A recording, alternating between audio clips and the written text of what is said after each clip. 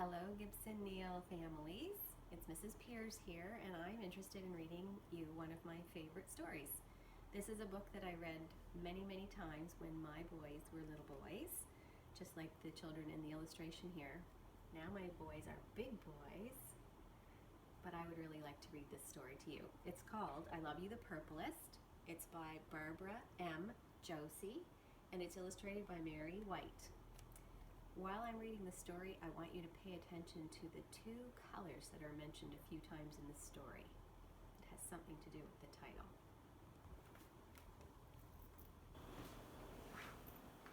I love you the purplest.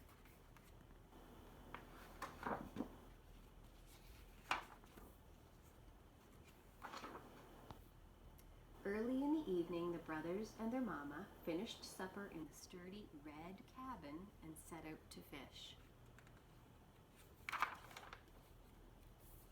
The lake slowed its thrashing to a soft, even beat. The mosquitoes dipped low to the water and the water bugs skittered on top. The moon glowed on one side of the lake while the sun shimmered on the other. This was the time when fishing was best. Max exploded from the cabin, twirling the shovel in front of him. Mama came next, and then Julian. Julian shut the cabin door tightly to keep it safe from burglars and bears.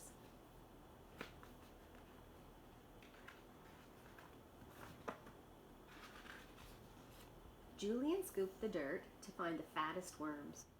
Max jumped on the shovel and flung dirt in the air until a tangle of worms filled his can. "Mama, who has the most worms?" he asked. Mama smiled. "Max, your can is full of the liveliest worms. And Julian, your can has the juiciest."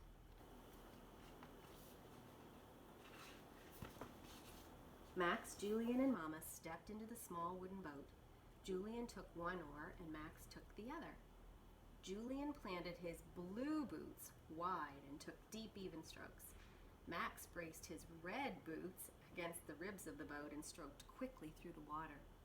The brothers' faces were hot and they gulped at the air. Julian gasped, "Mama, who's the best rower?"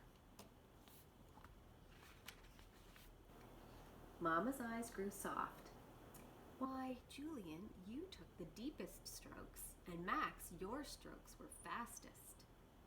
The three fished until stars sparkled in the sky and water turned dark as night. In the end, Mama caught one fish, Julian caught one fish, and Max caught 3. "I'm the best fisherman," cried Max, hoisting his fish in the air. Julian pushed his hat brim low on his face. 3 fish! What a bountiful fisherman you are," said Mama. "And Julian, you're the cleverest. Your fish hid in the weeds, but you waited. When your bobber jerked in the water, you kept your pole high and you reeled in a fine, fat fish." When the fishing and the baths and the stories were done, Mama tucked the brothers into bed. Julian slept in the top bunk, and she reached up to kiss him goodnight. "Mama," whispered Julian, his hands forming a tunnel around her ear, "who do you love best?" Mama thought for a minute, and then she whispered, "Why, Julian, I love you the bluest. I love you the color of a dragonfly at the tip of its wing. I love you the color of a cave in its deepest hidden part where grizzly bears and bats curl up at night. The mist of a mountain, the splash of a waterfall, the hush of a whisper." The breath in Julian's cheeks grew and grew and grew until he couldn't hold it any longer. Then it came out in a long, velvety sigh. Mama crouched low to the bunk where Max slept. Max wiggled his finger for Mama to come close. He whispered, "Mama, who do you love best?" "Why, Max, I love you the reddest. I love you the color of the sky before it blazes into night. I love you the color of a leopard's eye when it prowls through the jungle, and the color of a campfire at the edge of the flame. A wide open hug, the swirl of a magic cape, the thunder of a shout. The smile on Max's face grew and grew and grew until his cheeks couldn't hold it in. Then it came out in a big, thundery laugh. Later in the evening, the brothers and their mama slept, one in the top bunk, glowing like the evening moon, one in the bottom bunk, shimmering like the evening sun, and Mama in the big bed, dreaming of the boys she loved best.